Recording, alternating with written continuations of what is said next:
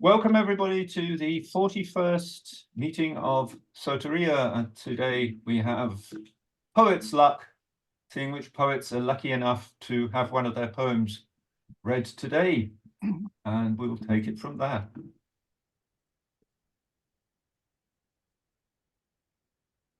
So over to you, Edith.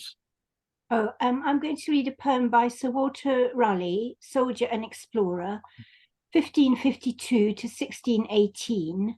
It's undated, but it's called My Last Will. So I think it's probably was written around 1618. My Last Will. Sorry to get that thing. Yeah. When I am safely laid away, out of work and out of play, sheltered by the kindly ground, from the world of sight and sound, one or two of those I leave will remember me and grieve, thinking how I made them gay by the things I used to say. But the crown of their distress will be my untidiness, or will be my untidiness. What a nuisance then will be all that shall remain of me. Shelves of books I never read, piles of bills undocketed, shaving brushes, razors, strops, bottles that have lost their tops, boxes full of odds and ends, letters from departed friends, faded ties and broken braces tucked away in secret places, baggy trousers, ragged coats, stacks of ancient lecture notes, and that ghostliest of shows, boots and shoes in horrid rows. Though they are of cheerful mind, my lovers whom I leave behind, when they find these in my stead, will be sorry I am dead. They will grieve, but you, my dear, who have never tasted fear, brave companion of my youth, free as air and true as truth, do not let these weary things rob you of your junketings. Burn the papers, sell the books, clear out all the pestered nooks, make a mighty funeral pyre for the corpse of old desire, till there shall remain of it naught but ashes in a pit. And when you have done away all that is of yesterday, if you feel a thrill of pain, master it and start again. Clouds will sail and winds will blow as they did an age ago, o'er us who lived in little towns underneath the Berkshire Downs. When at heart you shall be sad, pondering the joys we had, listen and keep very still. If the lowing from the hill or the tolling of a bell do not serve to break the spell, listen, you may be allowed to hear my laughter from a cloud. Sleep is God's own gift, and man, something snatching all the joys he can, would not dare to give his voice to reverse his maker's choice. Brief delight, eternal quiet. How change these for endless riot, broken by a single rest? Well, you know that sleep is best. We that have been heart to heart fall asleep and drift apart. Will that overwhelming tide reunite us or divide? Whence we come and whither go, none can tell us, but I know passion's self is often marred by a kind of self-regard, and the torture of the cry, you are you and I am I. While we live, the waking sense feeds upon our difference, in our passion and our pride, not united, but allied. We are severed by the sun, and by darkness are made one. Oh, excellent. I thought that was a wonderful poem that I would have thought was written much more recently. Yes. Almost nothing seemed out of date. It was quite exceptional in that regard. It made me think of the process I'm at present engaged in of picking over the remains of my father's possessions in his flat and dealing with the faded tires and braces. I never knew that they wore braces in time. I mean that is extraordinary. And it had some very I mean, the final line about divided by the sun and united by the darkness is a very concise but true thought, I think. No, yeah, it's much to think on that. Did anyone else? Anyone else have thoughts about this? I mean, other people perhaps are aware of that poem. I mean, I read it for the first time. First time as well, Stead, and I had the same reaction as you. Hmm. And I think perhaps because you said, but he presumably was writing that waiting for execution, wasn't he? No, there's another poem in No. Edith's Oh, selection sorry. which is written when I mean I'm saying that I don't know. Edith, correct me, please. Well, if I may say, he was always in the tower. He was in and out of the tower all his life. So What with the possibility of being executed? well, Sort of. sometimes it was for minor things like getting married without the Queen's permission. Both he and his wife had to go to the tower for a bit for that. There wouldn't be an execution, I don't suppose, but various things. Yeah, he was he was a released naughty. at some stage, and What? King James released him at some stage and sent Yes, him he was in and out. Central America to discover El Dorado. But everything went pear-shaped, and eventually poor Sir Walter came back, and the King of Spain demanded his head, but James said, "No, I'm going to kill him here." So he was executed in next to Westminster Abbey by Parliament. And what he was executed on the extensive grounds of piracy, was he then? No. I mean, treason.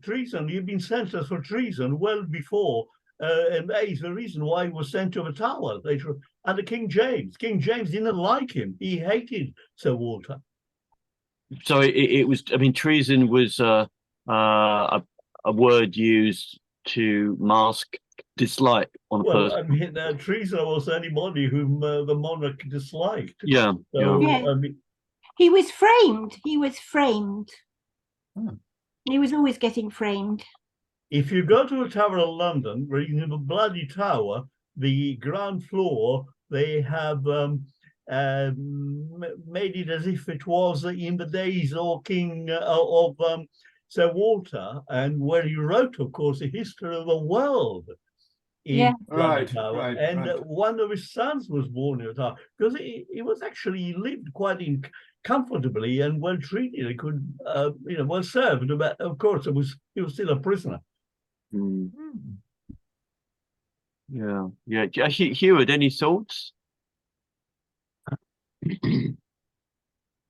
I too was very struck by the contemporary and conversational flavour of the poem.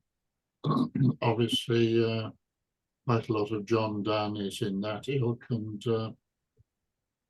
this was one of the grounds on which T.S. Eliot coined the notion of the dissociation of sensibility, because he took the view that at the end of the Elizabethan period and the beginning of the Jacobean, there was a degree of conversational immediacy in poem which was lost in the later part of the 17th century and in the 18th century.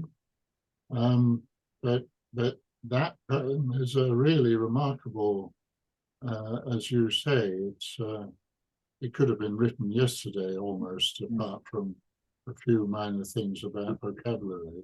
Yeah, I mean, the thought crossed me, is this an updated version? A contemporary writer has done that, but not clearly. It feels a very domestic and conversational poem indeed. Yeah. And from the point of view of my preoccupation with historicity, the capacity for that level of self-consciousness at that earlier stage, historical development, is very remarkable indeed. He was a most unusual man. Yeah. Yes, I mean, what's the title of it, Edith? Well, I'm not sure if he gave it a title, but the internet site that I got it from just called it My Last Will. My Last Will, that's very helpful, thank you. Because I think it's a poem that I shall want to look at in more depth. So Yeah. thank you very much for sharing it with us. It's brilliant. Michael in London or Thomas, any thoughts to add to that before we pass For on? me, it was frighteningly accurate and completely contemporary. I mean, I couldn't see how it wouldn't have been.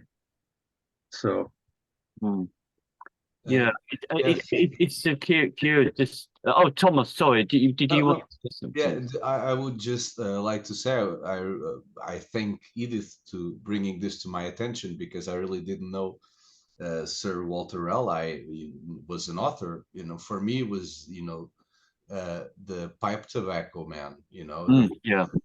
the person who. So and it's a really interesting poem for when it was written, as I think Heward was saying, right? It Yes. feels very current. It feels like it's not something written like in 200, 300, whatever years ago. 300, right? Yeah. So yeah, thank you. Another point that jumped out at me was that the attitude expressed in the poem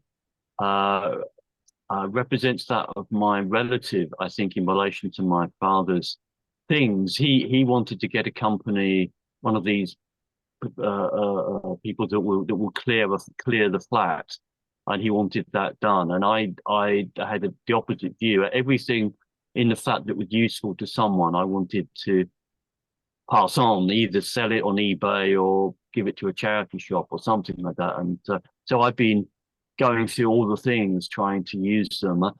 And yeah, so my attitude is maybe slightly different in that respect. And that's taking me much longer. So I'm not making a pile of all these old tires. I've sold his old tires to someone via eBay, and I hope that they'll be worn with pleasure, because there were some quite nice tires.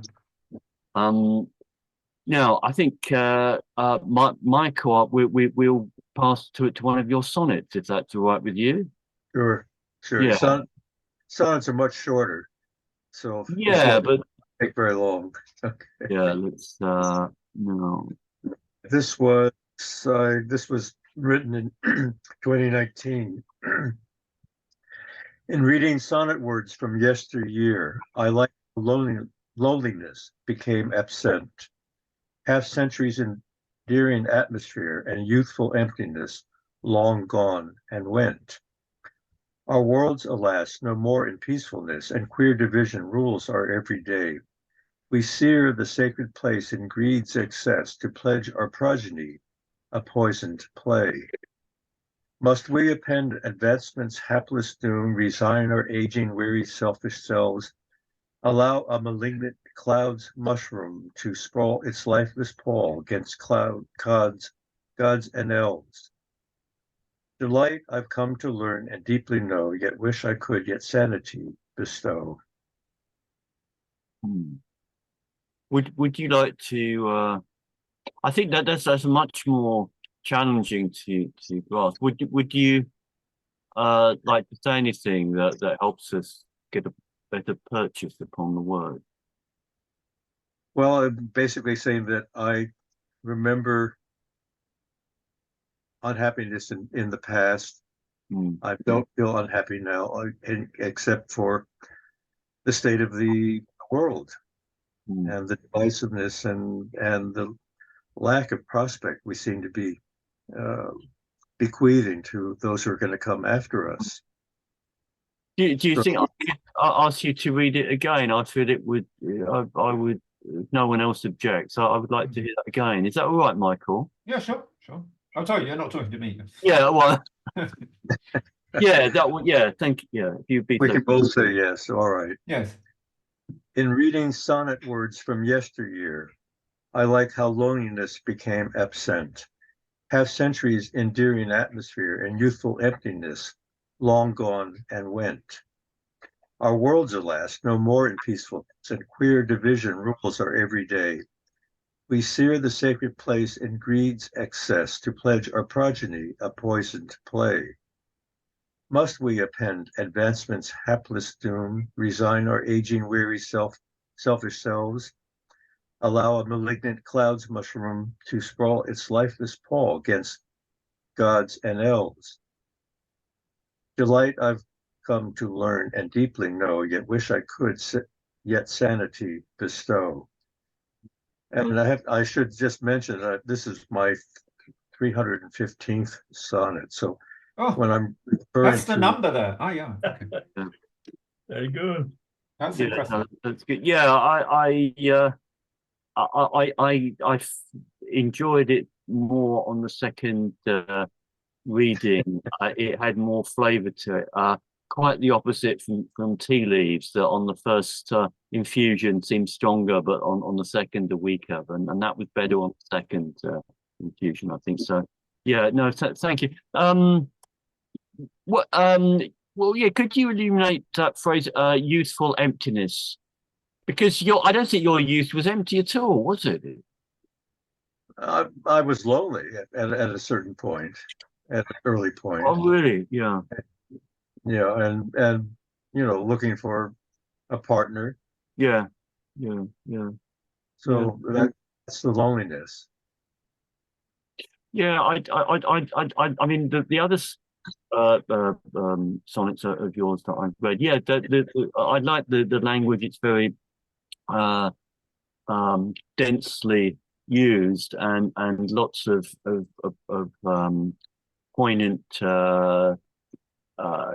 phrases. I think. I mean, in this, I really like that line. We sear the sacred place in greed excess, which yeah. Oh, good. That's a really good contrast from what we've just heard, I think. Yes, it is actually. Line Yes, of work, and it works very well. It's like a piece of Christmas cake, isn't it? But lots of fruit in it and quite rich. Yeah, it's very old. I mean, the sonnet form is very old-fashioned, but I got into it and haven't. Once I finish, I want to write 360 in all, and then I'll go into something else. But they don't come very often any longer. Oh, so you write them when they come to you. You don't. Yes, basically. You don't knock on the door. You know, when the door rings, you open it, but you don't. Oh, Is 360 a mathematical significant figure because you return to where you started from? Is that 360 degrees? Possibly. Yeah. It's a circle. Yeah. Yeah, Edith. Yeah. No, I loved it, and although it's about you, I think it's kind of a universal, general for people to get happier as they get older, because you tend to be a bit miserable when you're young. You don't know things, and you don't know what you. I mean, it's just in general. I think people do get happier as they get older, but that's the terrible thing about our modern age is that us elderly people, we've retreated from passing on stuff to younger generations because we feel ashamed. We feel we've messed up really badly, whereas and you can learn so much from older generations about everything, facts and attitudes and and we've completely stopped doing it. We've become embarrassed, and it's sort of, so the roots have been severed. And I feel there's all these young people wandering around. They wish they're looking for their roots, and they're not there unless they're like Tom was mentioning. If you're an archivist, you're surrounded by it. You can't help looking at them, and you may be lucky. Or you may have a parent who just, bangs on all the time. But on the whole, I just felt it captured it brilliantly. Exactly what's really unusual about our age, our modern age. I'll agree. I mean, I was lucky and had older people that I always knew and learned from and benefited from that. I think I've outlasted them all now. So. But And yes, I think it's important that you can share whatever you can share with younger people. And I'm very grateful that I have some opportunities to do that. But again, I look at the world as it is right now and has been for some time. And I'm a militant optimist, but it's looking really frightening at the same time. Thomas, please. Yeah. So, Michael, I find it very interesting what you just said, that you're like a sort of a chronicle optimist, because I really felt like the sonnet itself was a really interesting, in a good sense, a kind of a pessimistic solution, right? So it's a sort of a tension, right, between the author and the world. And Yeah. as you become older, you, as Edith said, you become happier. I suppose, I guess. You will. Um, You will. and what's really interesting is a sort of sense of duty, right? So should I, in a sense, sacrifice my happiness to this world that's kind of falling apart, or just let it be and become separated from it, right?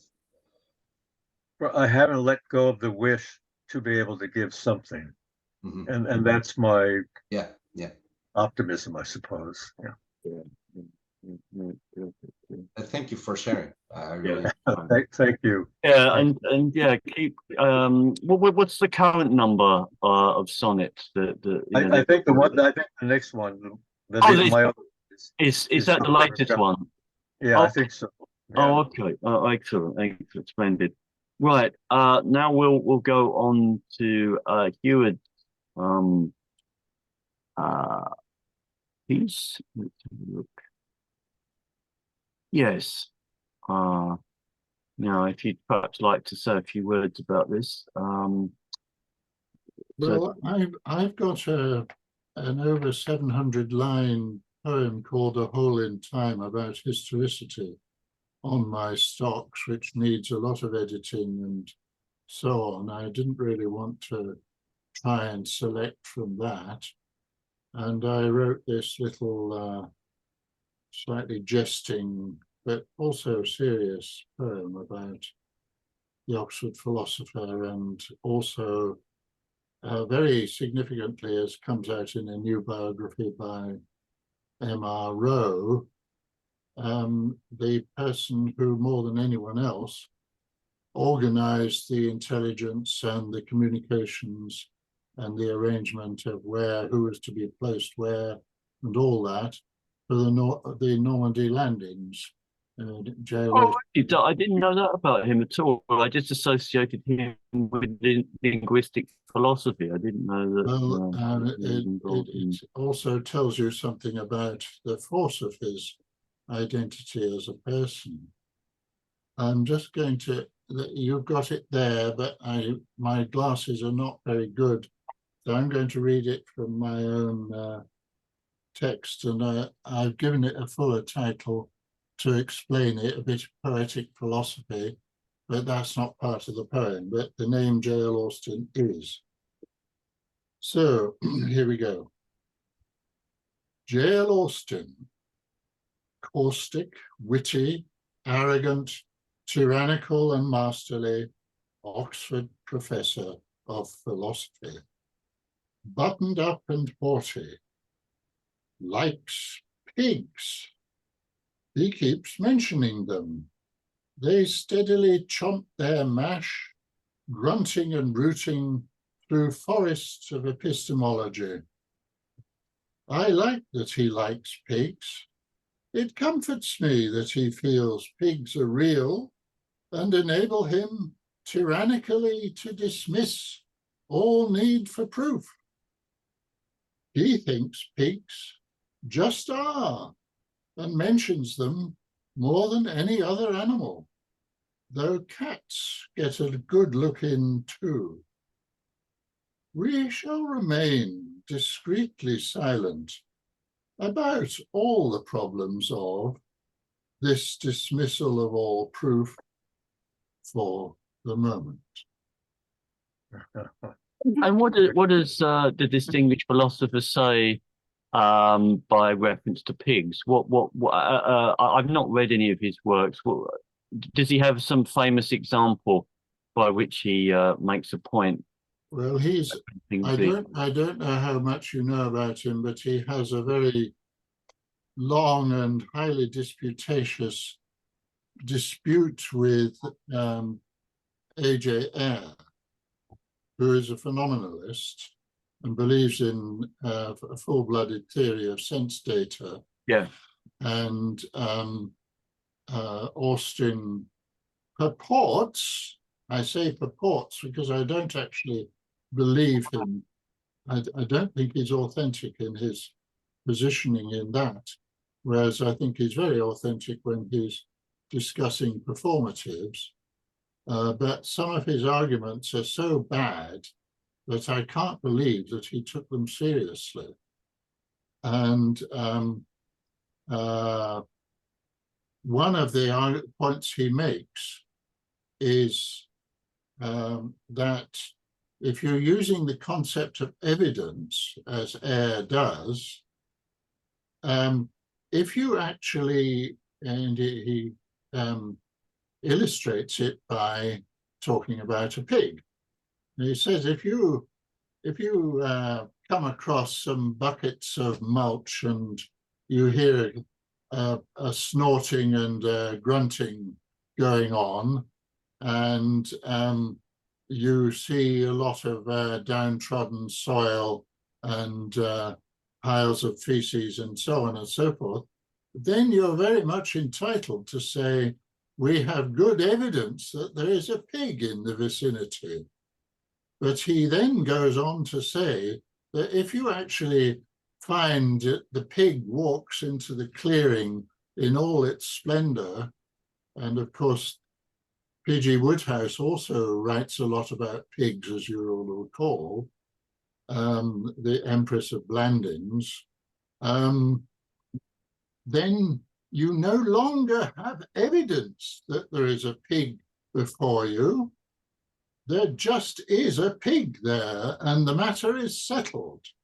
And in that sense, he uses the pig as a rather glorious paradigm of his common sense, naive realist position in this matter. And it's most enjoyable. It's delicious. I think philosophically it's absolute nonsense, but I enjoy it very much. And what it reveals about his desire for a stable universe is also very intriguing. So I have very ambivalent feelings about him. One part of me enjoys him immensely and loves him to bits, and thinks he's very formidable and interesting. And the role he played in the Second World War is of enormous importance. If you were to wade through Rowe's 500 pages, I believe, about, which I haven't finished the book yet. In fact, I've only got to about page 50. But I think there are about 10 chapters on the Second World War and the role he played in it. He's very important. And of course, he was, in a very fascinating way, ultimately profoundly dominant in the post-war period of Oxford philosophy. He was undoubtedly the king of the roost there for a number of years until he died in, I think, 1960 of cancer at the age of. Well, thanks for sketching. Just putting in the point about the pig, Something of the background to that, which I think was. He actually. Oh, yeah. Oh, really? Okay. Yes. He had his own pig, so he obviously took the whole thing very seriously. To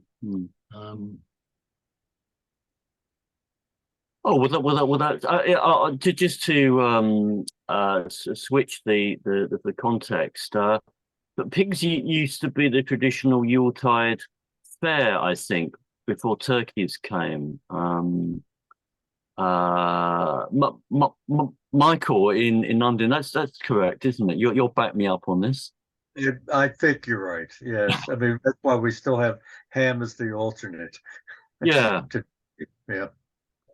In Italy, does anyone? Oh yeah, Father Frank. Yeah. What do people eat in Italy over Christmas?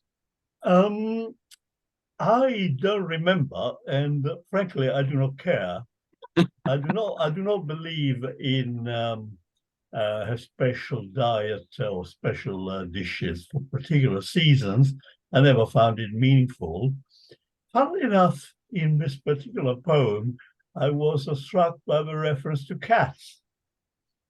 And that reminded me of another Oxford philosopher, Michael Bradley, Oh, indeed, was so, an yes. English Ashley Hegelian. Bradley, yeah. I think. And he would, apparently, he would enjoy shooting a cat with a revolver from the window of his rooms in, I think it was not Magdalen College. Now, I forget what college it was.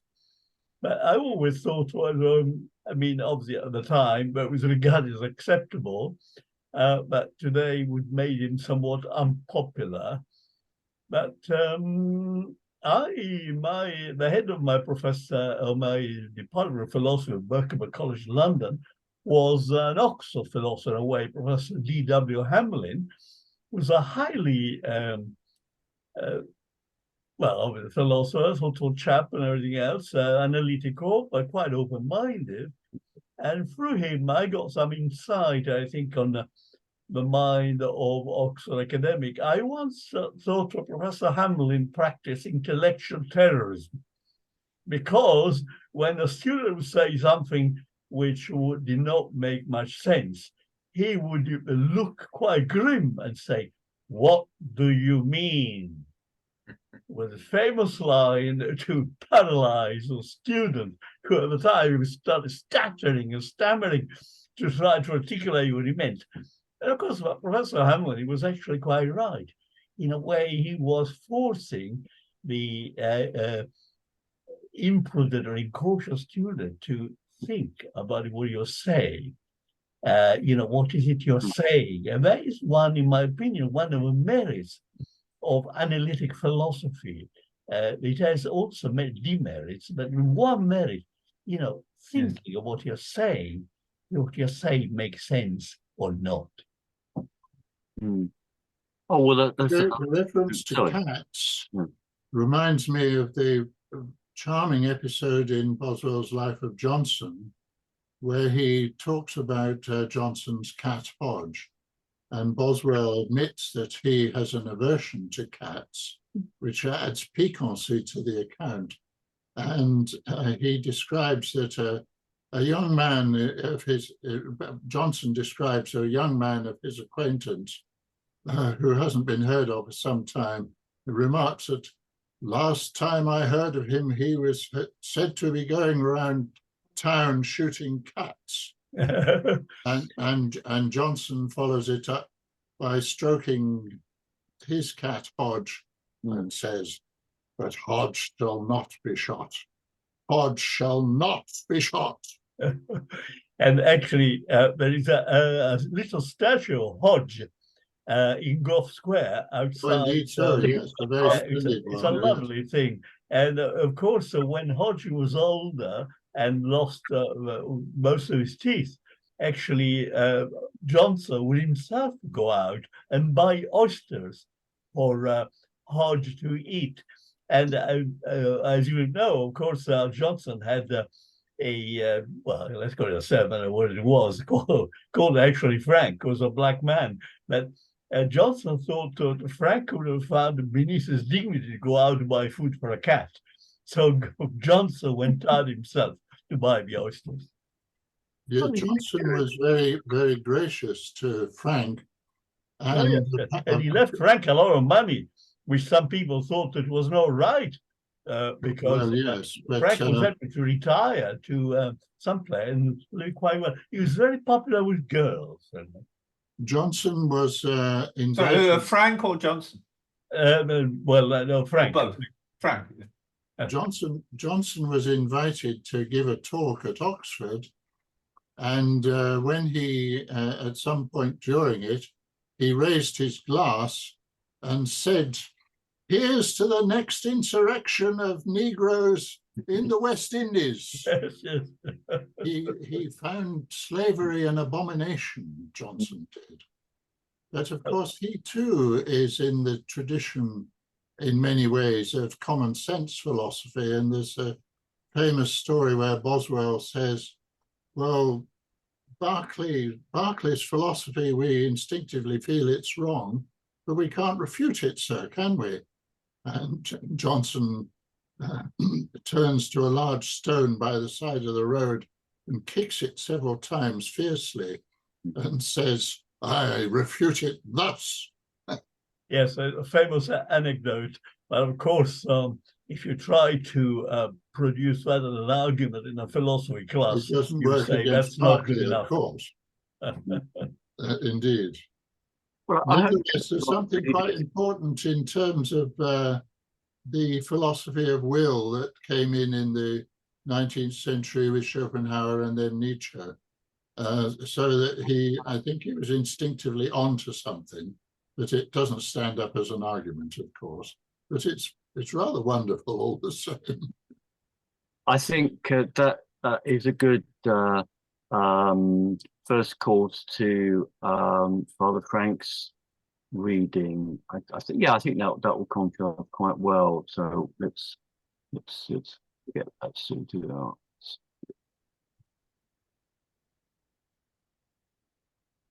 Yeah. Oh, good to see you, Edith. We thought you'd fallen foul to hypothermia or something. He's obsessed with your cold, isn't he? Father Frank, I mean, yeah, Yes, you're welcome okay. to introduce it or just to start reading straight away. It's your choice. Yes. The second coming. Turning and turning in the widened gyre, the forkle cannot hear the falconer. Things fall apart, the centre cannot hold. Mere anarchy is loosed upon the world. The blood-dim tide is loosed, and everywhere the ceremony of innocence is drowned. The best lack all conviction, while the worst are full of passionate intensity. Surely some revelation is at hand. Surely the second coming is at hand. The second coming! Hardly are those words out when a vast image out of Spiritus Mundi troubles my sight.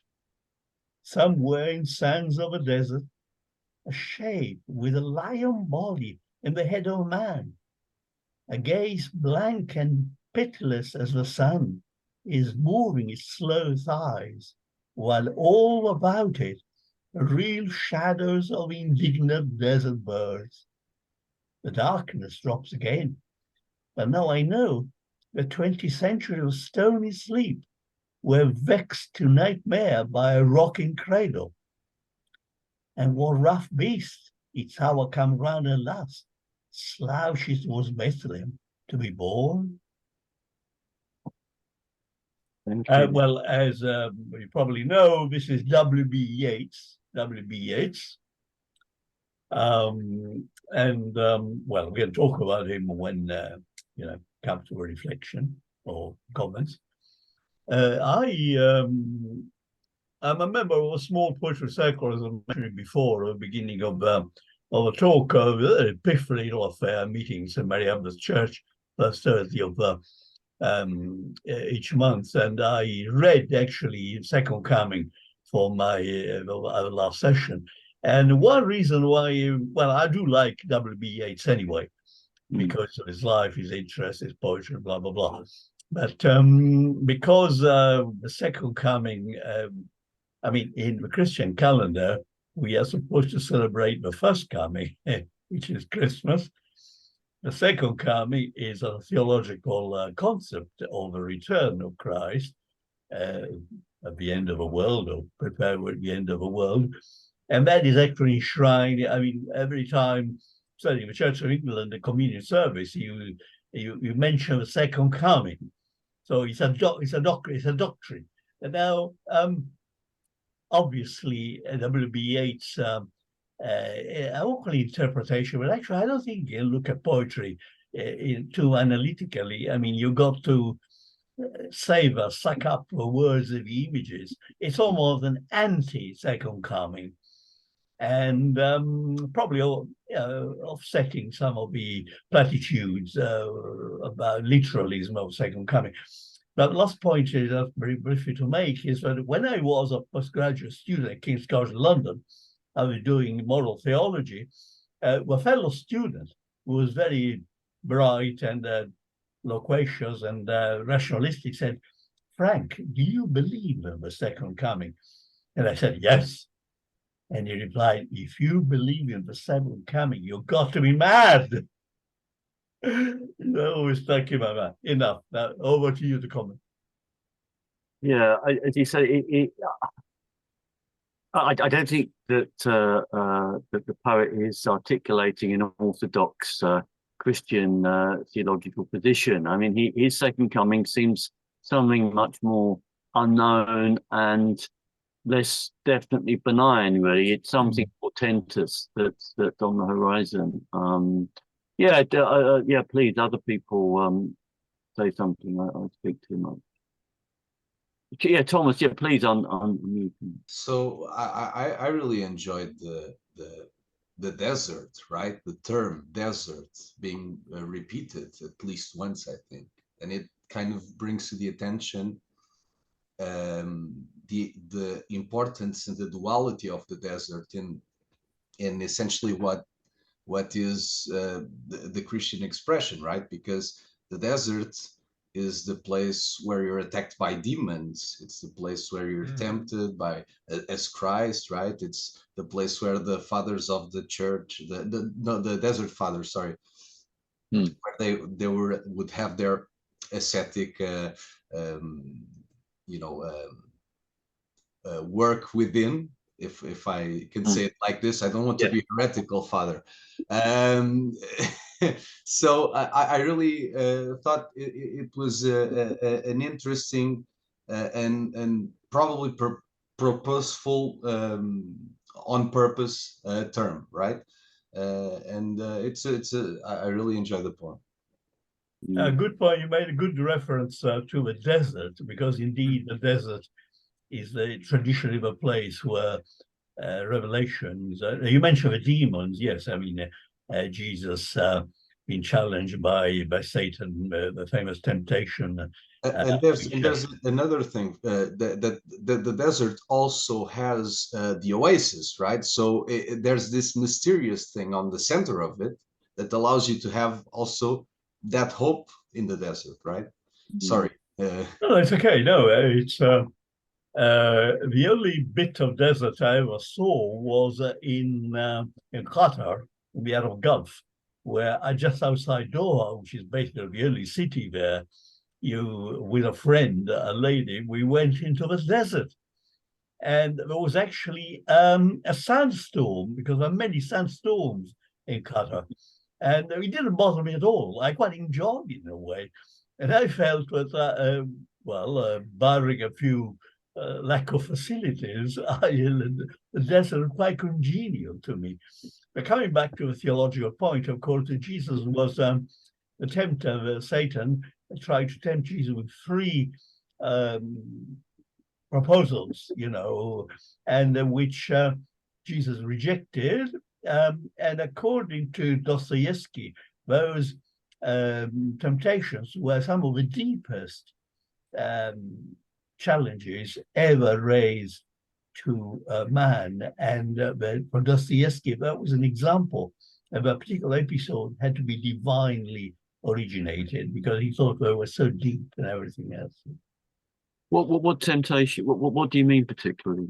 Well, I mean, instead, I'm surprised you're an Englishman and not familiar with the temptation of Satan. Well, I just want to be. Yeah, can you? If you are the Son of God, turn the stones into make them bread.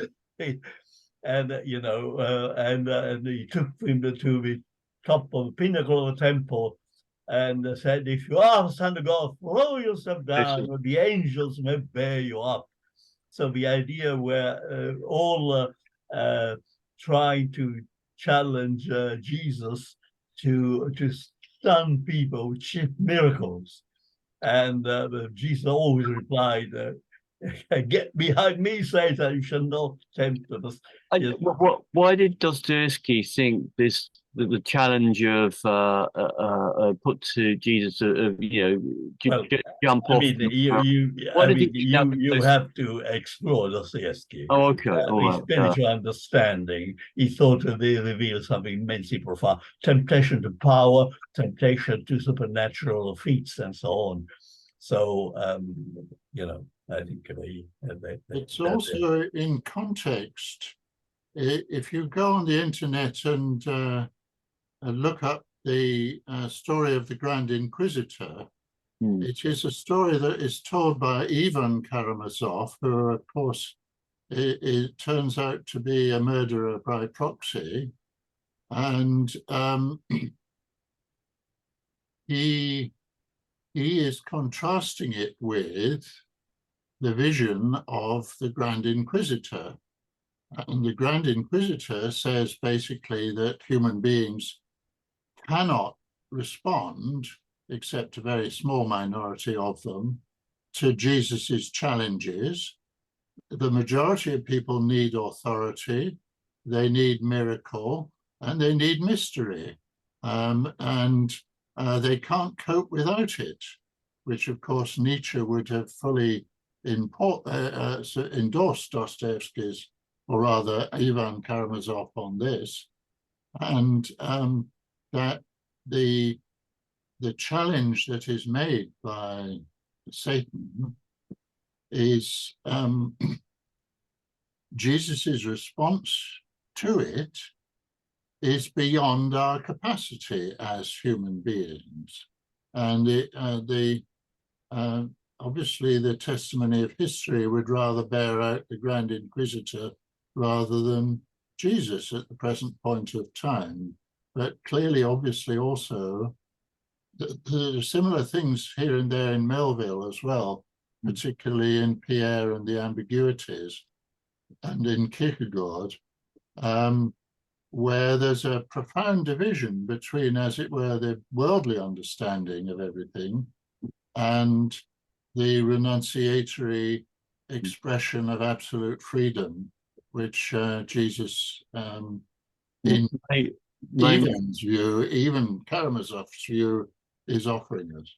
Maybe at some point we can have a reading of of that portion of the Brothers Karamazov, and that would be quite it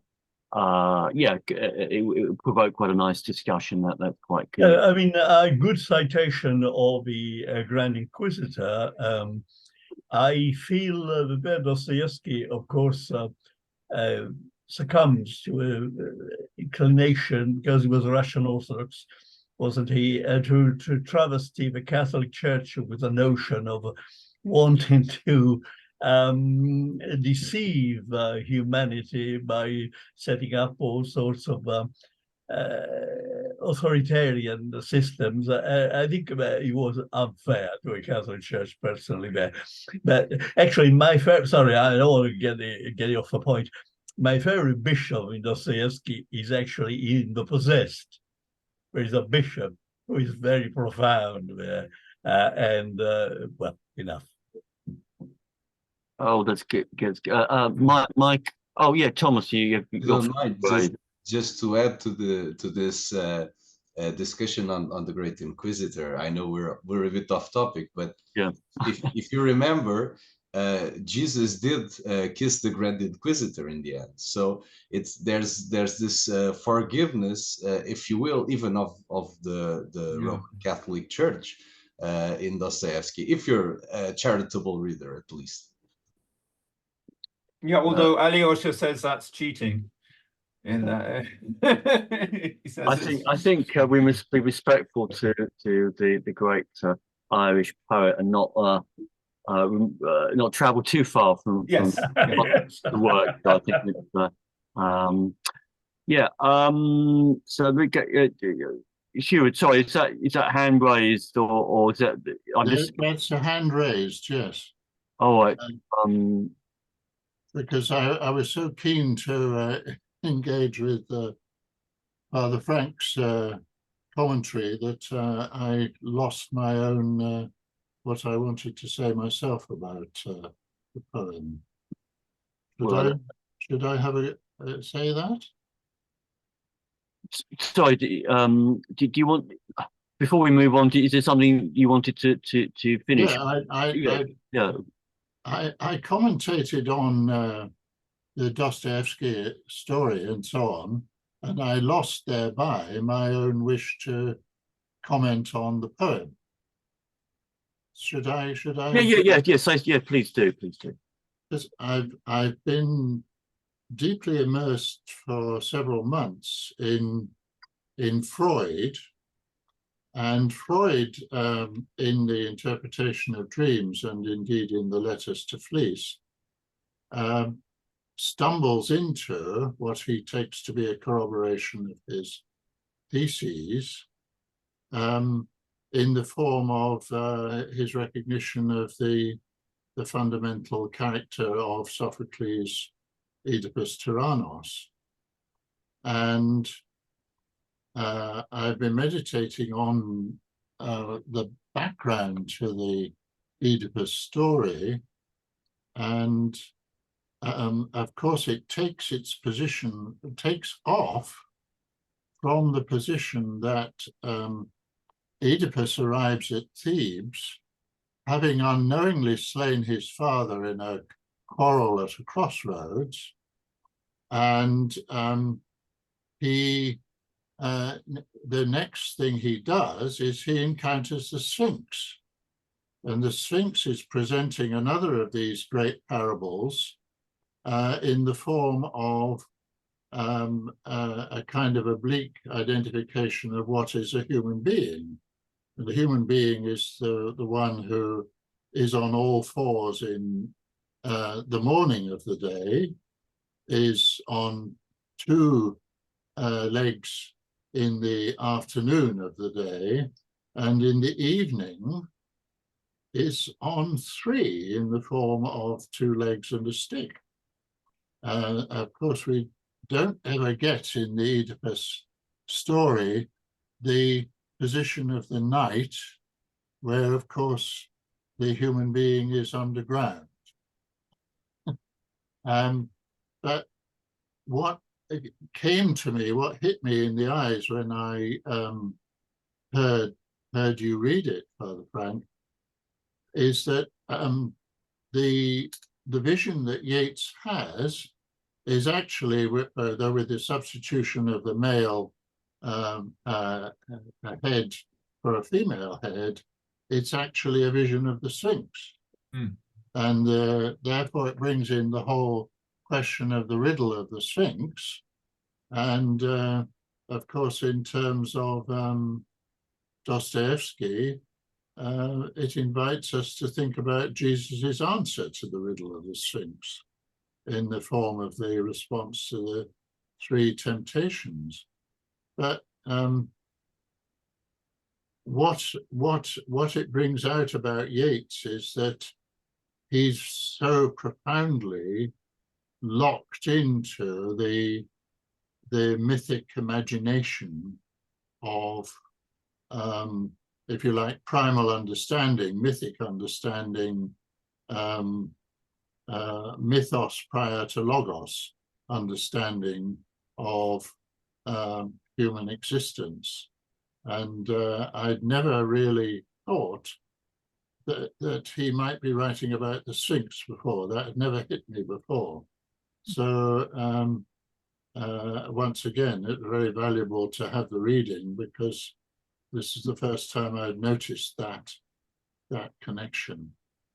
Obviously, one could write a book about that poem and what it signifies, and I'm not going to try and do that now, but I did want to call attention to that little fact. Thank you very much. It might be quite a nice contrast now, since I've managed to convert the attachment to a readable text for us to look at and hear. Michael, what the poem in Italian you selected, which I was thinking of the Gottfried Benn one first, but if you've got the Italian one and Father yeah, Frank wants to read it, then that is fine yeah, as well. I just got that up. Sorry, is that would that be Fine. Yeah, absolutely. Yeah, sure. Let's do that.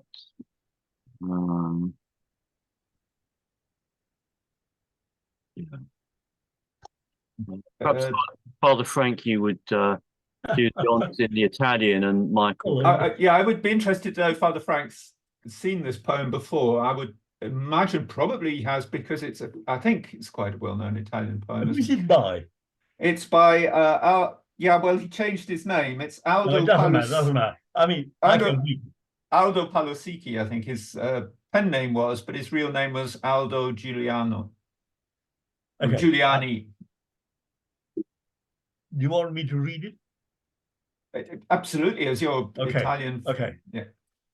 It's entitled Lo Sconosciuto, which in English means the unknown.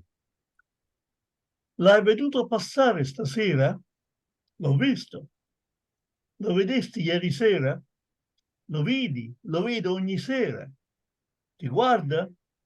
Non guarda dal lato, soltanto egli guarda laggiù dove il cielo incomincia e finisce la terra, laggiù nella riga di luce che lascia il tramonto. E dopo il tramonto egli passa, solo, vestito di nero e sempre vestito di nero. Ma dove si sosta? A quale capanna? A quale palazzo? So yeah, this is my translation, which is fun doing. It's fun translating poetry. It's a kind of good discipline. How successful it is, well, I've got an Italian speaker here. Anyway, let's see how we go. It's called The Stranger. Have you seen him come this evening? I have seen him. Did you see him last evening? I saw him. I see him every evening. Does he look at you? No, not from the side. Just down there he looks, down there where the sky begins and the earth ends, down in the band of light which dusk leaves. And after dusk he parts. Alone? Alone, dressed in black, every time in black. But where does he stay? In what barn? In what palace? And of course, now I recognize the name Aldo Palazeschi. Yes, he was a well-known Italian poet. Yes, but it wasn't. I think it was a pen name, wasn't it? But yes, I don't know, but I mean, that is the name he was known as.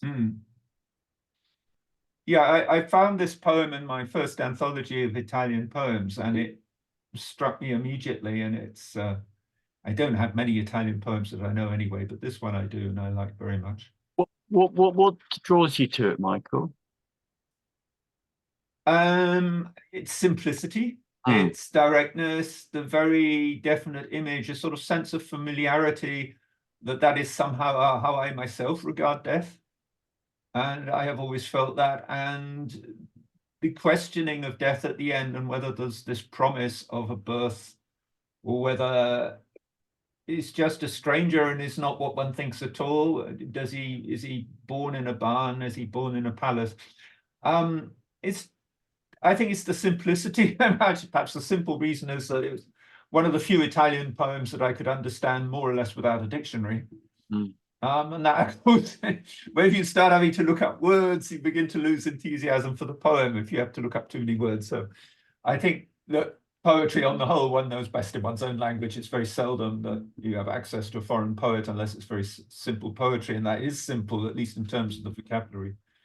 Yes, I mean, simplicity is a good term to describe or whatever. For some reason, he reminded me a bit of Emily Dickinson. Emily, whom I like very much. And Emily Dickinson has this capacity to, to be simple, but also quite very deep. That's right. Mm, mm. Yes, I would agree with that very much, I think. Yeah, yeah. I mean, it is refreshing to read um, writing like that, which is very direct and stripped down. It's almost like a line drawing, isn't it, rather than a fully layered and multicolored oil painting. I think it's extremely effective, this dialogue element, whether he's talking to someone else or talking to himself. It comes out, it's very, very, very effective, I think.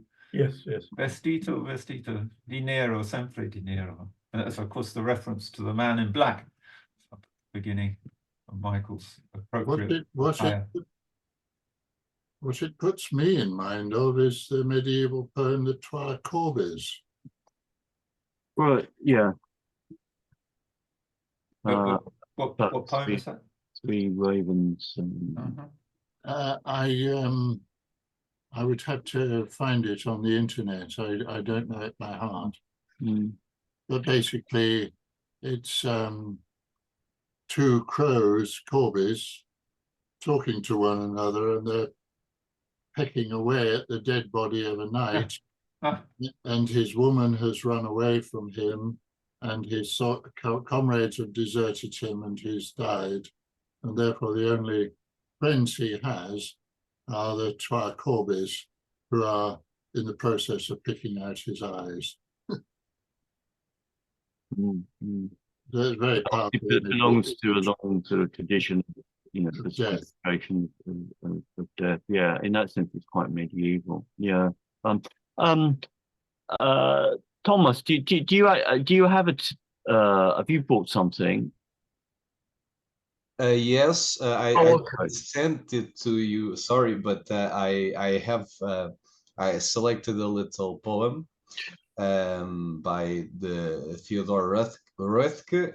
Maybe native speakers can help me with the with the pronunciation. I'm sorry. And if you want, I can send it to you, or I can share the screen. Maybe if you.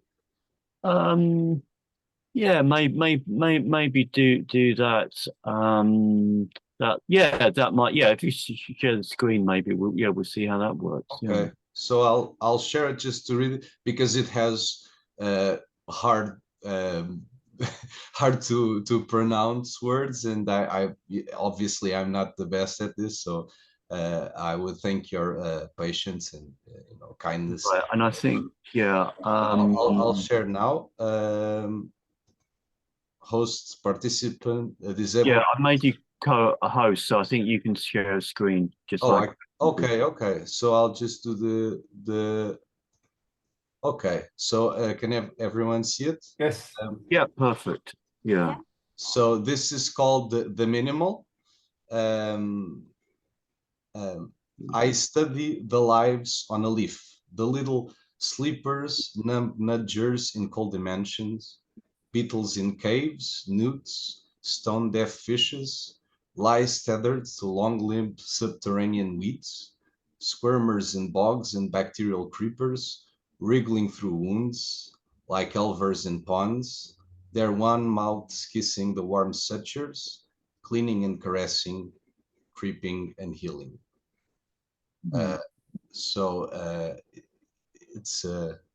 It's a poem I enjoyed because it has like some other of his poems, it has a strange beauty you're not supposed to like. It's kind of repulsive in a way, but there's like this beauty in the very small things and the opposite things, and I like that. He has another poem I really liked, and I thought about bringing it here, but it's kind of violent, and it could be probably not as well received, maybe. So I brought this one. Well, violence in a poem is one thing. Obviously, violence in the sitting room is another thing. I'm sure we can deal with violence in the poem. Oh yeah, no, it's I'm not familiar with his work. yeah, I mean, it is typical of the things he writes about. Well, I- again, I haven't read that much. yeah. The few things I've read, they're is a contemporary writer. So it appears to me that he came after that, William Carlos Williams generation of, kind of worshiping the small and the details and the common life and things like that. But I actually enjoy his work, and I don't really know a lot of Anglo-Saxon poets, and I wanted to bring some, at least one, and No, and that's what I thought. nice. Has anyone else read work by this gentleman? Yes. He had very nice one about the mouse, the perfect trembling in his hand, the perfect little Quaker. Mhm. And I think he had that dark one about pity for all things, and then that very horrible image, the paralytic in the bath and the water rising. Yeah. Oh, And there's one about My Father's Waltz, which is about yes, the whiskey on the breath. I know that was it sinister could poem. make a young boy Yes, dizzy. yes. And what a lovely poem this is. I would really like it very much. The stone deaf fishes, because probably Thomas, but usually you say in English stone dead. And of course, stone deaf, it gives the image of almost of dead but not, and the stones in the water. It's such an apt image, and this affection for the small things of life, which I personally emotionally feel very close to. Yeah, is it puts me in mind of you, Michael, with your love of the minutiae of yes, the small crawling things that are so despised, without which, incidentally, none of us would be alive. I mean, if we destroy them all, we wouldn't be here. So yes, indeed. I have to admit that I don't know what a suture is. It's something that is used to hold together to aid the skin when a wound is arisen. So it's like it's how do you say? surgery. Exactly, you perfectly said. Yes. So thank you. I'll stop sharing maybe if you. Yeah, no, thank you. That's oh yeah, a hand has been raised by our lady sitting in a freezer somewhere. Oh, my brain's working. I was just looking up the poet in Wikipedia, because I've not heard of him. And it says he won a prize for a poem called The Waking, in which he compares life to waking and death to sleep. So I thought that's a link really to much earlier centuries when like the Walter Raleigh poem, but Walter Raleigh is just trotting out a common assumption that life is like waking and death is like sleep, but it's not really as simple as that. But so I thought, I wondered if you'd like to read that one, because I found Wiki's got a link to the page where it's written, The Waking. It's on a website called the Poetry Foundation. I would maybe invite a native English speaker to read it, because I think I'm not doing it just. Oh, your English is excellent. Yeah, it came over very well. Yeah, it's fine. How long is it, Edith? So you'd like to read this? Would you? It's a villanelle, which is a form of. Do you a villanelle is like a sonnet, but a bit longer. It's a form of poetry, apparently. I'm not sure I can find it again. That's the only thing, because I left the room to look it up. But anyway, never mind. I just thought it was interesting. I've made you another one of our growing number of co-hosts. So if you find it, you can share it. And okay, I've found it. Do you want me to try and share it? Yes, please. I mean, if other people agree, I just thought it looked quite good. Let me just find it on my. Right. So we've got about 2/3 of the people here are co-hosts.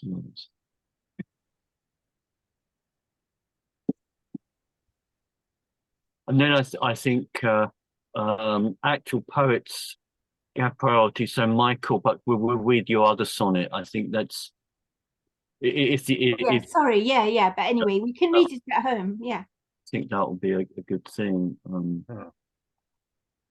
So I can show it if someone Yeah. makes me co-host. Yeah, you are co-host. You are a co-host.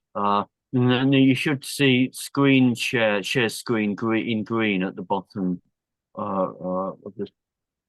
Can you see that icon? Yes, yes, yes. Yeah, you press that, and then you select the window you want to share. Then you share.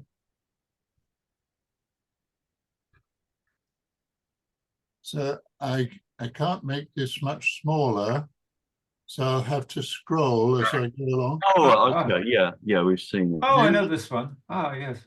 Do you Okay. want me to read it? Yeah, go ahead. Thanks. The waking. I wake to sleep and take my waking slow.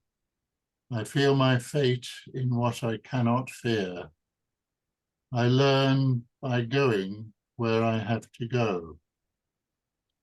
We think by feeling. What is there to know? I hear my being dance from ear to ear. I wake to sleep and take my waking slow. Of those so close beside me, which are you? God bless the ground. I shall walk softly there and learn by going where I have to go. Light takes the tree, but who can tell us how?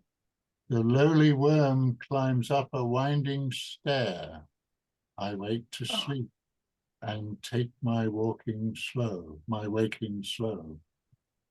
Great nature has another thing to do to you and me, so take the lively air and lovely, learn by going where to go.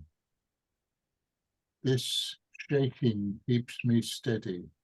I should know what falls away is always and is near. I wake to sleep and take my waking slow. I learn by going where I have to go. Well, thank you, Hugh. Thank you for that. Thank you. Yeah, anyone wishing to comment? Just brings back memories of how I enjoyed that poem about 40 years ago. Last time I read it. Where did you come across it? I can't honestly. I think I came across him at university somehow, and I had a selection of his poems, which I very occasionally have read in my life, and I have better access now because I've sort of organized my books, and I know where I can find it. Yeah, I can find 80% of my books within 2 minutes. How about that? Yeah. Good. We'll have to test you on that. It was before, it was 2 of my books within 80 minutes. Yeah. Oh, sure. No, perhaps, Yes, you could test me on that, but we won't waste time in case it goes wrong and it takes perhaps 20 minutes. stop the share, Hugh, and we can move on to the next. Okay. Hang on.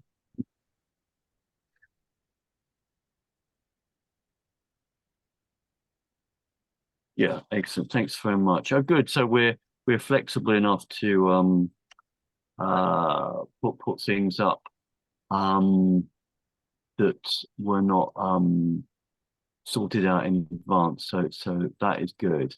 That's good.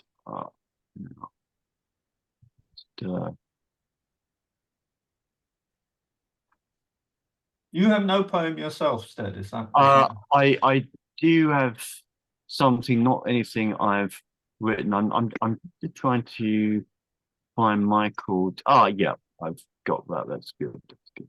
Right. Yeah.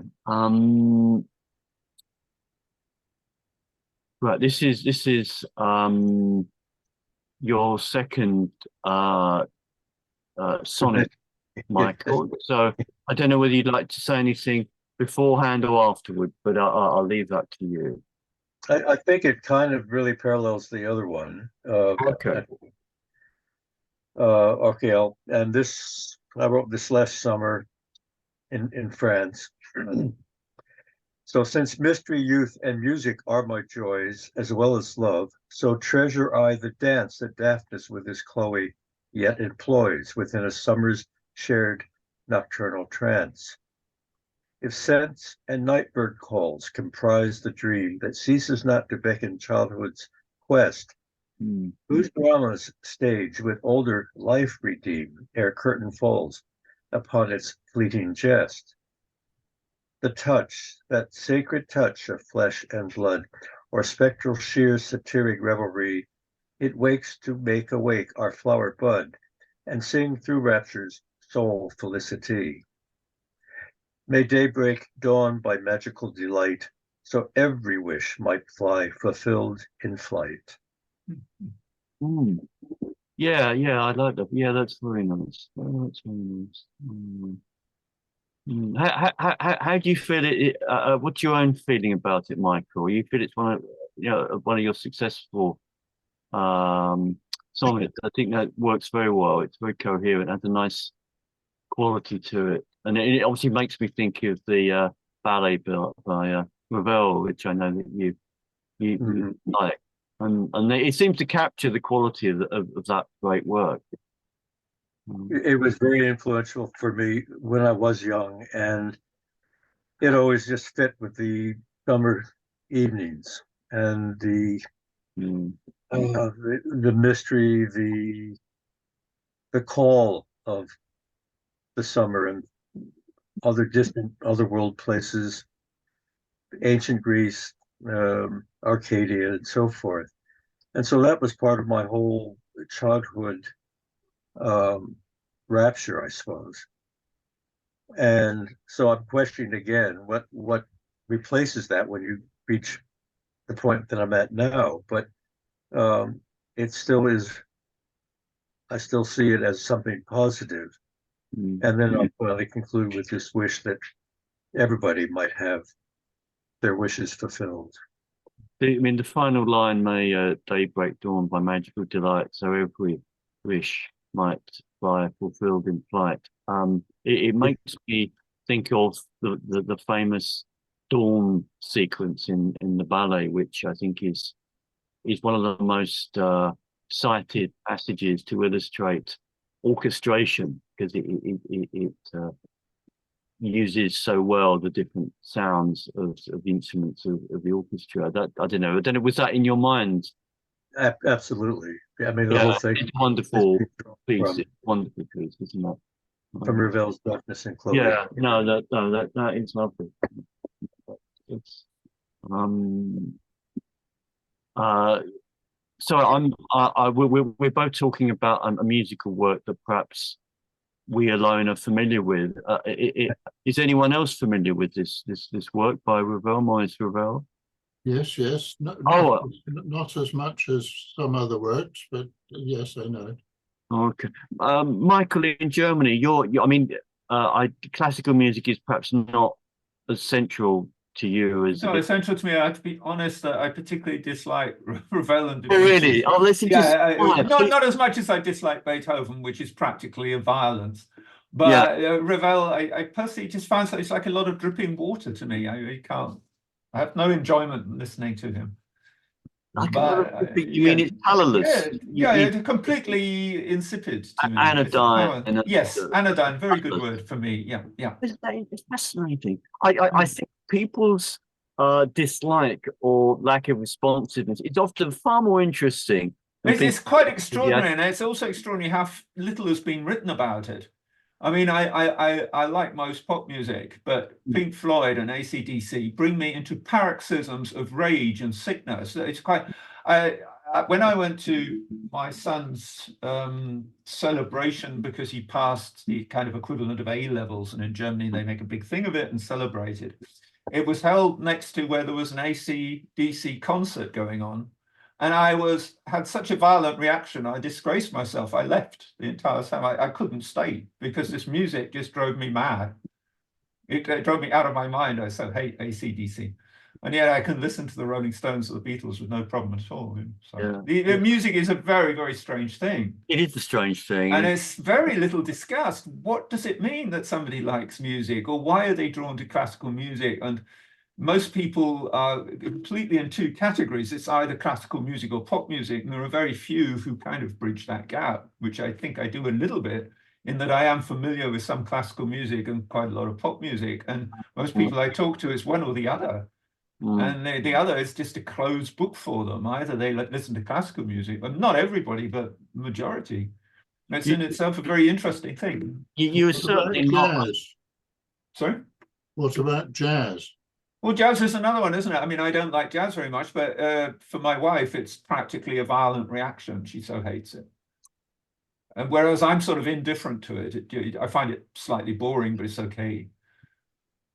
You were certainly not alone in disliking Beethoven. I think Benjamin Britten, the English composer. Oh, really? Yes, Yeah. That's interesting. Was not my view of his music, and at the same time, I mean, he is a genuinely popular composer. Yeah, as well. Yes. Yeah. Yes. And he does manage to fill concert halls still, and yeah, I think my father was not much of a fan of Well, I feel with music very stripped of my intellectual capabilities because I can't say anything very intelligent about it. I only sort of react in a kind of primitive, childish way, whereas with literature, I can justify liking and disliking things. So kind of the subject almost makes me nervous because it just strips me down to my emotional reaction, and I can't really explain anything. It just sounds nonsense, but there it is, you know. But it does strike me as puzzling that more people haven't written and discussed it. Why people like music are drawn to certain kinds of music. Things. Yes, Yeah, social groups. Yeah. You have to be brainy to enjoy classical music. What does it mean, and so on and so forth. Yeah, I agree. I think people. Sorry. Yeah, Hugh, you've got your finger raised. Please speak. I think that Beethoven would have felt that you were genuinely reacting to what he did in music. There's a playlet with some such title as Nothing the Same Again. I can't remember what it is, but about the composition of Beethoven's Third Symphony, the Eroica Symphony. And the Eroica Symphony, more than any other single work, totally transformed the classical understanding of music in the 18th century, which reaches its culmination in Mozart. And the Eroica Symphony opens the way to Berlioz, to Wagner, to Bruckner, to Mahler, to Schoenberg, and the 20th century. And Beethoven's music is incredibly percussive. If you actually listen carefully to it, it's very, very violent music.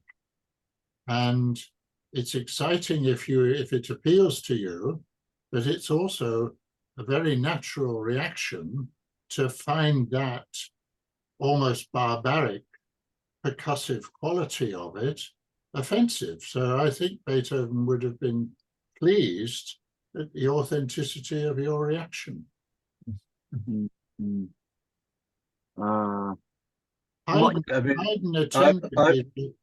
Michael, please speak. I mean, I've known of Michael's dislike of French Impressionism, and all right, let's talk about Wagner. I really love Tristan and Isolde. I like the conclusion of the Meistersinger. I've always been, as a pagan, rather embarrassed that I don't like the Ring ones more than I think I should. But I recognize how influential Wagner has been on so many that followed him. And I like the influence probably much more than I like the influencer. Yeah. in this sense. But I mean, again, as the first line said, music is one of my joys. And if we weren't having this right now, I'd be listening to Franz music right now. And I love the whole range of music. There's very few musics that I really don't like. I love jazz. I love classical. I'm not all that familiar with the most contemporary musics, but I am enjoying them, and they're learning experiences. So I can't. Michael, I you can't- nothing you would not want to, you know, to be locked in a room having to. Good I mean, question. you're fairly resilient to any kind of psychological warfare from the Americans or something. And that was, I know they use music to sort of unsettle people. So Yeah, I find it hard to imagine that people don't just adore music, but I know we're all different, and mm, and why some people do like some pieces. I don't know. My parents had bought a bunch of classical LPs, and they never played them, but I discovered them, and that became my passion, and that just took me right into this whole to an area. different world. Yeah, Thomas, please. So just to add to this discussion, that there's some I suppose ancient works on this on the therapeutic qualities of music. The Pythagorean schools have weird takes on how music makes you feel certain things, and it heals you inside and whatnot. So I suppose there are like, in a sense, theoretical philosophical works on music that should maybe interest Michael, maybe not in the sense he was talking about, but in another. And I also wanted to add that it's a very interesting poem with what I consider to be a lot of Hellenistic themes, right? Yeah. Yes. It was very Greek, right? Yes, I think about speaking for Michael there, but yeah, I would imagine. I mean, Hugh's just mentioned that he needs to go soon, so thanks for that. Father Frank's dropped off, so I think we should be bringing things to an end. That seems to me always to indicate, you know, it's you know, we've had a good feast of things. So perhaps shall I end with a poem, short poem by Robert Frost. I know that, you know, I'm still sorting out my dad's place. I know that he was quite fond of him. Would you stay for that, Heward? Yes, yes. Yeah, it shouldn't be. I'll get that up. Yeah. Uh,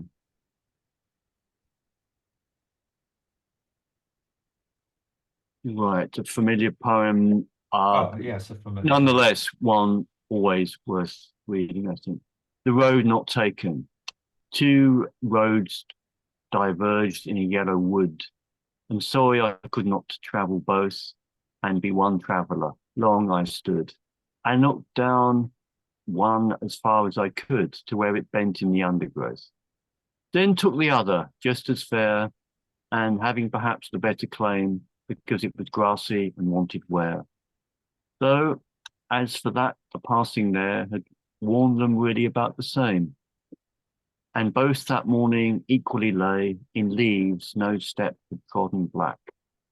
Oh, I kept the first for another day, yet knowing how way leads on to way, I doubted if I should ever come back. I shall be telling this with a sigh, somewhere ages and ages hence. Two roads diverged in a wood, and I took the one less travelled by, and that has made all the difference. And if I may, I'll just finish this with a very short shlok from the Bhagavad Gita, which I think I see illustrating this very, very, very well. Let's get it up. Yeah. Trajan Swardarmo Viguna Para, sorry, Trajan Swardarmo Vigunaha Paradamat Swa Anustitat. Padame Nidanam Shreyaha Paradarmo Baya Baha. Do your own duty, even if it be humble, rather than another's, even if that be great. To die in one's duty is life, to live in another's is death. And I think that poem to me represents the fact that we all have our path to go along, and that will mean that we've rejected an infinity of others. And whatever the path is like, that's the one we have to follow and find salvation in following it well. I don't know. Any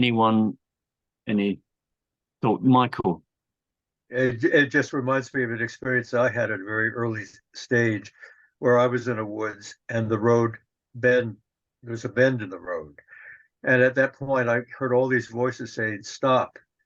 If you go around this bend, you'll know the answer to the whole cosmos. And do you want to know the answer, or do you want to keep the mystery? And of course, I couldn't resist. I went around the bend, and what I found was another bend. Yeah, that's very true. That's a very good one. Yeah. Yeah. Well, anyone else want to comment on the poem or not? Or we can pull things to. Well, I think that's very famous, that poem by Frost. I mean, it was taught to us at school. But the one from, what's it called, the Bhagavad Gita? Bhagavad Gita, yeah, the shot from that. Is that by a person? It's part of the Mahabharata, and it's where Lord Krishna gives advice to Arjuna about how to fight the war, which he doesn't want to do. Oh, well, it sounds rather good. I mean, I'd like to. Yeah, he's just saying this is what you're supposed to do. You're a warrior. Do your duty, and it's. But I think Frost. We've become a bit tired of this Frost's notion that we have a choice. You know, he's made this great choice. You know, he's chosen that road, and not that one. Yeah. But the Bhagavad Gita say, no, you didn't choose. That was the road that was appointed for you. Yeah. I think in the West we've had a little bit too much idea that and it makes you unhappy, because I think that's why you're unhappy. Some people are unhappy when they're young because they think they've got lots of choices and they've got to make a choice and choose which exam to do and which car, you know, and then of course once all choice is removed because you've hit 65 or something, it's liberating. It's the most extraordinary thing. But I think that just in that few lines of that gets it in the bag, that thing, whatever it's been. Yes, no, that is very wise. Choice is maybe an illusion. That there is something that we're supposed to do, and that's what to do. Choice is a bit of a deception, a bit of a I think. Do we not make choices though at various points? I mean, I had the choice when I was 30, and the metaphor was that I was sitting in a rowboat that wasn't tied up to the land. I had no oars, and I had the choice to either jump out of that boat back onto the solid land and pursue the course that I had been trained in doing and career and blah blah blah. And I decided no, I just waved goodbye and let the boat drift off. But that was a choice. It's a real phenomenon, the experience of a choice, of course. But Michael, would you not see on a deeper level that your destiny was to become the person that you have become? So many things could have been different, and I could have become something else in a completely different situation. Yeah. This is a profound question, isn't it? Exactly. Yeah. Oh well, Michael, should we call an end? I was just thinking that Michael's comments on the boat it sounds like it has the potential for another poem, similar lines to Robert Frost. I was in a boat. I could always see the poem forming. Get It's an started. earlier sonnet. I think this has been a very successful meeting, and the material is Yes, yeah. quite different, and I've enjoyed it very much. So I thought we were going to be all doing our own poems. So, I mean, I would have picked something else completely, but Well, you did fine with your sonnet. it was always good to have work that people have written. Then one can ask them, what, yeah, it's very good. Yeah, I mean, the two of our usual members are not present who had submitted their own work, but oh well, maybe we can do this in the new year. We can do it in the new year Yeah, as well. absolutely. Yes. Now, Hugh, I know you want to go. Oh, So that's just yeah. If you could go, I did want to quickly ask Michael, have we are you presenting something in January, and perhaps we could fix a date for I that? will. Yeah, I will. I think would be Stan excellent. has the poem. Okay. Right. Is there a particular day? Could we Yeah, what fix that now as we're there, as we're here? Because my wife said something about going away at some weekend in January, so it'd be good to know for me. it would help for me to know Oh, too. yeah. Before I must say this before I meant to say earlier. Maybe Edith, you don't know who the person is, and Thomas, you don't. Michael, two Michaels will. Ben, who used to come to some of our moots, he is in prison for many years, and Michael and two Michael, if you'd like to send a card, care of me, I will pass on to him. Mhm. He performed it when we acted out some of the Icelandic Yeah. Yes. poems from the Edda, and he would appreciate that. So please, you probably don't remember. He was Helgi when we did. But yeah, you don't need to know what he's there for, but it's not really ridiculous, and it's appalling. But anyway. All right. So January, when is everybody thinking of which Good. date? Sunday's good, I think. Sundays tend to be good, but Michael, I mean, I think it always, if a person's introducing something, I think the person can choose a little bit. I mean, Yeah. The 14th then? January the 14th? That's a Sunday, is it? I think it is. It is. Yeah. It is. Yes, it is. Yeah. Let's go for that. It's fine. Yeah. I'll be away at that point. I may be able to attend, but I'll have to see. Do you have a mobile phone, Heward? Yeah, I don't want to attend on a mobile phone. I have a laptop, but Okay. I have to see what happens. Okay. All right then. Okay, great.